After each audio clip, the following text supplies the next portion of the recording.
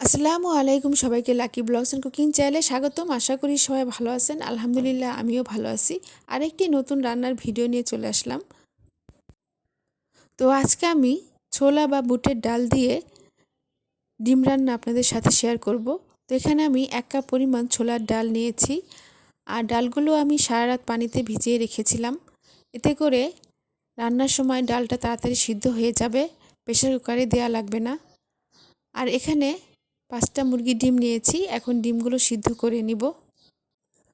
তো ডিমগুলো সিদ্ধ করে খোসা ছাড়িয়ে ভালো করে পানি দিয়ে ধুয়ে নিয়েছি। আর ডিমগুলো একটু কেটে দিয়েছি, এতে করে ডিমের ভিতরে লবণ ঢুকবে। আর ছোলার ডালগুলো ভালো করে পানি দিয়ে ধুয়ে নিয়েছি। এখন রান্নায় চলে যাব। তো প্রথমেই ডিম ভেজে নিব। তো আগে থেকে তেলের মধ্যে ডিম দিয়ে দিয়েছি। এখন সামান্য পরিমাণ লবণ এবং হলুদ দিয়ে ডিমগুলো ভেজে নিব।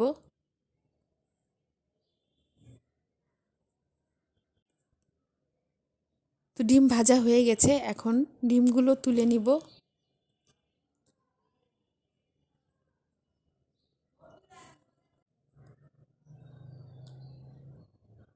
তো এভাবে আমি সবগুলো ডিম তুলে নিয়েছি। আমি আবারও একটু তেল দিয়েছি। এখন এই তেলের মধ্যে কেটে রাখা পেঁয়াজ দিয়ে কিছুক্ষণ ভেজে নিব।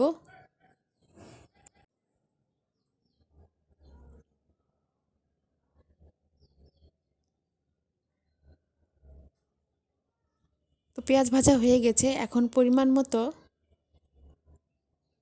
লাল মরিচের গুঁড়া, হলুদের গুঁড়া, ধনিয়ার গুঁড়া, স্বাদ মতো লবণ ও পরিমাণ মতো আদা রসুন বাটা দিয়ে একটু নেড়েচেড়ে দিব। এখন একটি তেজপাতা, এলাচ, দারচিনি দিয়ে আবারও একটু নেড়েচেড়ে দিব। এখন মশলা কষানোর জন্য আধা কাপ পরিমাণ পানি দিয়ে দিব। আমার ভিডিও দেখে যদি আপনাদের ভালো লেগে থাকে তাহলে লাইক, কমেন্ট, শেয়ার করে দিবেন। আর অবশ্যই সাবস্ক্রাইব করবেন। তো মশলা কষানো হয়ে গেছে। এখন ছোলার ডালগুলো দিয়ে আবারও একটু নেড়েচেড়ে দিব।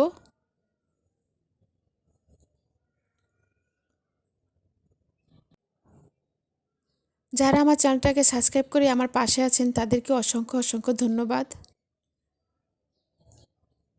এখন ছোলার ডাল কষানোর জন্য আমি আধা কাপ পরিমাণ পানি দিয়ে দিব।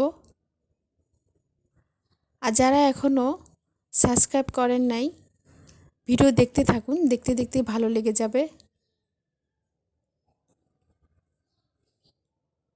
তো ছোলার ডাল দিয়ে ডিম রান্না আজ আমি প্রথম রান্না করছি, আর আগে কখনো খাইনি।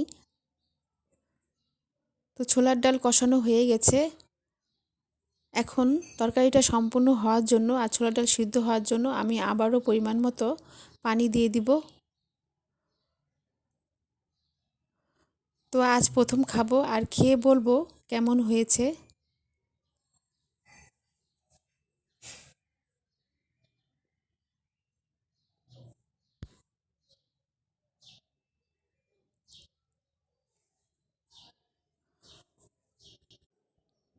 তো চুলাটাকে মিডিয়াম আঁচে রেখে 20 মিনিটের মতো ছোলার ডালটাকে সিদ্ধ করে নিয়েছি।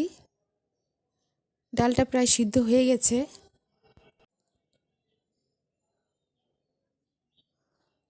তো এখন ভেজে রাখা ডিম দিয়ে দিব। ডিমটা আরও আগে দিলে ডিমটা শক্ত হয়ে যেত, খেতে ভালো লাগতো না। এখন ডিমটা দিয়ে দিলাম। পানিটা প্রায় কমে গেছে। এখন ভেজে রাখা জিরের গুঁড়ো, 4টি কাঁচামরিচ দিয়ে আবারও একটু নেড়েচেড়ে দিব। কাঁচামরিচ দিলে তরকারির ফ্লেভারটা অনেক সুন্দর আসে। তো ডালটা কিন্তু সিদ্ধ হয়ে গেছে।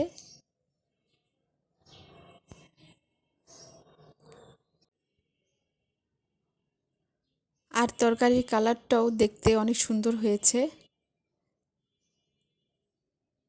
তো হয়ে গেছে, এখন নামিয়ে ফেলবো। তো আমি একটা বাটিতে ঢেলে নিচ্ছি।